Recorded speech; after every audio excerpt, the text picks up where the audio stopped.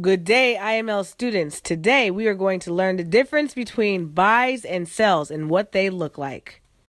Before we get started, here's a little bit about myself. My name is Adeze Duncan, representing iMarkets Live. Some of you may know me from Forex 101 on IML TV. Also, I was an educator for 10 years, and now I'm here educating you on the facts and methods of Forex. In order to get started on this journey, you need to remember one thing and one thing only. I am a student, always. This is very important for you to remember and to remind yourself of often. You will hear me use this phrase frequently as a reminder that you are a student that is learning a skill that will pay you for the rest of your life. Make sure that you take your time and learn what you need to learn. Pace yourself. Do not compare yourself to anyone else's progress. Always keep a winning mind frame, and you will do very well in this industry.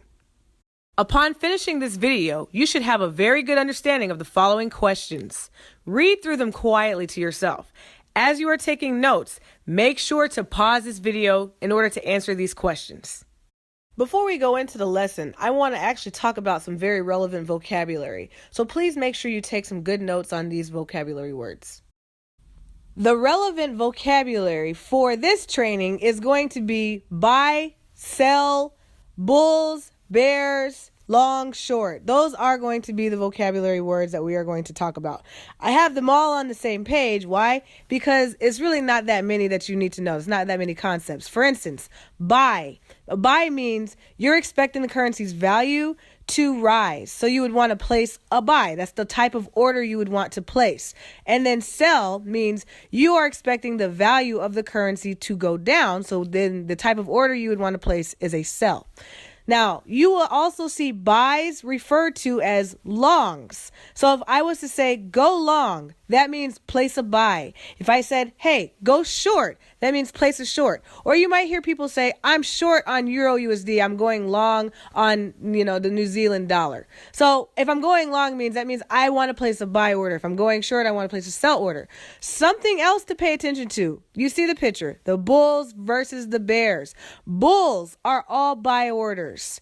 And bears are all sell orders. So if you hear the market is bullish today, that means it's an up market. The market is rising. If it's a bearish market, that means the market is going down. So bulls versus bears. A bull is going up like a buy or going long. Bear is the sell going down, or going short.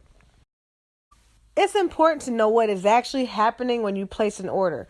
When you're placing an order, or let's say when a market participant is placing an order, if they're a buyer in the market, what's happening is they are causing the exchange rate's value to rise. Why? Because they want to buy it. When you all of a sudden want to buy something, when you find a buyer, then all of a sudden whatever it is that you have has more value to it. So what's it going to do? It's going to rise. As the demand increases for the currency, the exchange rate rises. And as that rise happens, that rise is recorded in the market, and you actually start to see the market rise. So the more buyers you have in the market, the more the market starts to rise. And I'll show you an example.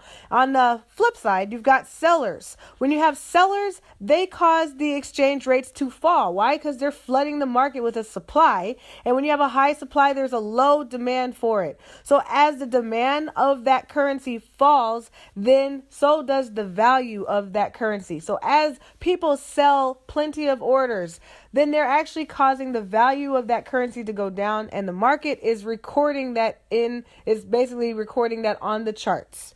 We've gone over the vocabulary as far as what buys, also known as longs, look like.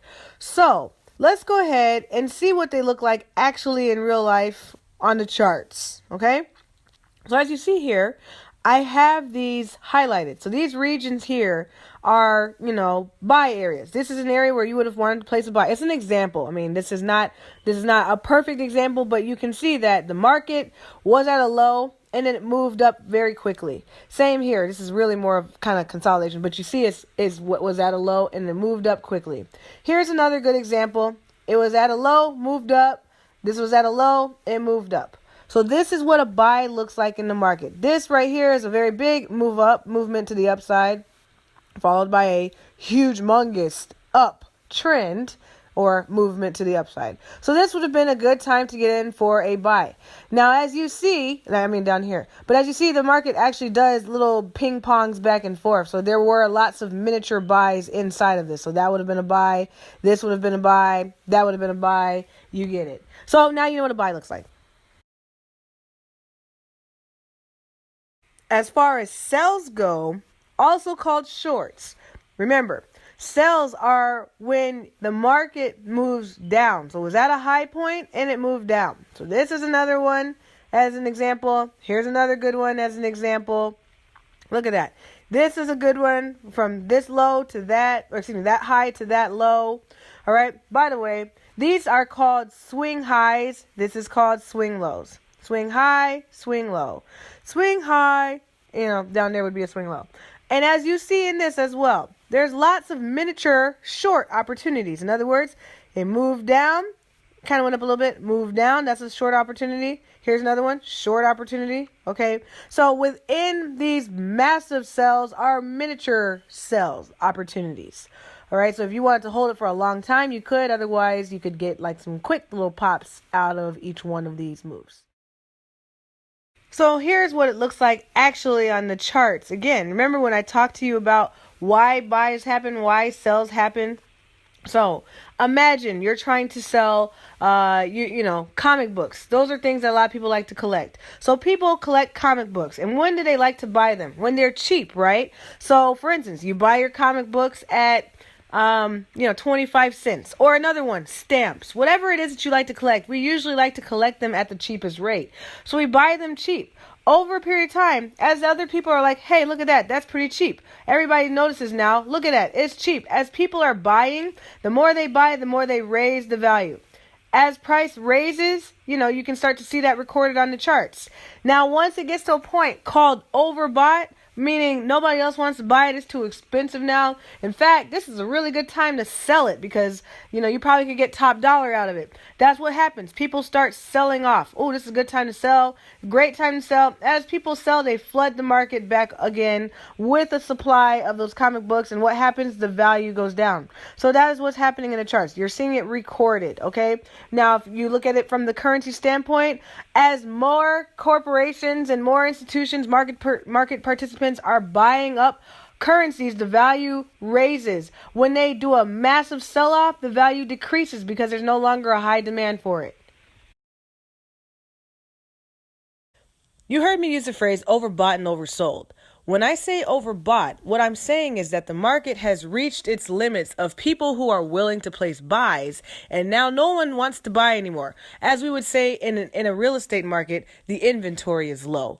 So now is the best time to be placing your sells in an overbought market. In an oversold market, the opposite is true. When you're in an oversold market, that means there's so many people that sold, they flooded the market, and now it's the best time to start placing your buys. Why? Because the value is now cheap enough for you to want to buy. So in an oversold market, you want to place your buys. In an overbought market, you want to place your sells. There is, however, an exception to the rule. Occasionally, when the market is in a very strong uptrend, then it can become overbought for an extended period of time. So you do not want to go against the trend. Same with a downtrend. When you have a very strong downtrend, the market can go into an oversold type situation. So the saying that they all say is the trend is your friend. You do not want to go against the trend. Thank you guys for listening to this. Hopefully this was very helpful to you. Please, if you want some good interaction and whatnot, please come visit me on IML TV. Forex 101 is what I teach. My name is Adeze Duncan. I am your IML Forex trainer. By now, you should have a good understanding of the following questions. Read them quietly to yourself, answer them, and when you are finished, go on to the next video in Forex Foundation 1 series. My name is Adeze Duncan, and remember, I am a student, always.